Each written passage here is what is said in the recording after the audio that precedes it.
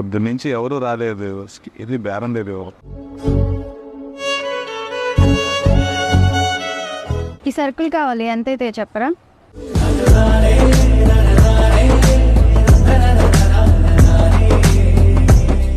1100 అవుతాయండి. 1100? అవునండి. సరే నేను మళ్ళీ వస్తానండి.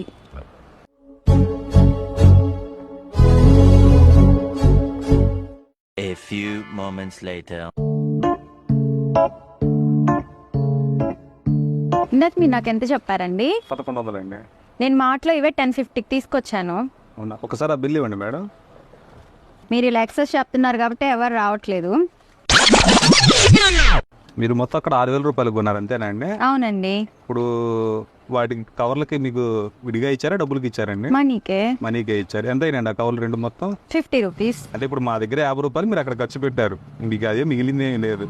మిగలకపోగా ఇక్కడ మీరు నా దగ్గర అడిగిన 1100 రూపాయల వస్తువులకి అక్కడికి వెళ్ళి మీరు 6000 ఖర్చు పెట్టారు. అంటే మీరు 4900 రూపాయలు అదనంగా ఖర్చు పెట్టారు. అదే మీరు ఇక్కడ మాకు కావాల్సిన 4 వస్తువులు తీసుకుంటారు, అక్కడికి వెళ్ళి ఆ ఆఫర్ ఉందని ఈ ఆఫర్ ఉందని చెప్పని ఆ అవసరం లేకపోయినా అనవసరమైన వస్తువులన్నీ తీసుకొని వస్తారు. పైగా ఆ షాపింగ్ చేసే టైం ఒక 1 అవర్, బిల్లింగ్ చేసే టైం ఒక ½ అవర్, కొనుగోలు రావడానికి ఒక ½ అవర్, మొత్తం కలిపితే మీకు టైం వేస్ట్, డబ్బులు వేస్ట్. మీరు అదే ఇక్కడ మాకు లిస్ట్ ఇచ్చి వెళ్తే మీరు వచ్చేలోపు అన్నీ కట్టి ప్యాక్ చేసి కవర్కి కూడా డబ్బు లేకుండా ఆ కవర్లు కూడా మీకు ఫ్రీగా ఇస్తాం. మీరు అదే రెగ్యులర్గా మా దగ్గరికి వస్తున్నారు అనుకోండి, మీకు కావాలంటే క్రెడిట్ కూడా ఇస్తుంటాం.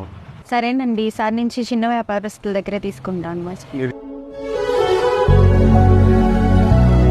మీరు చేసే ఈ చిన్న ఆలోచన మాలాంటి చిరు వ్యాపారస్తులు బతికిస్తుందండి. Be live, let live. Okay అండి.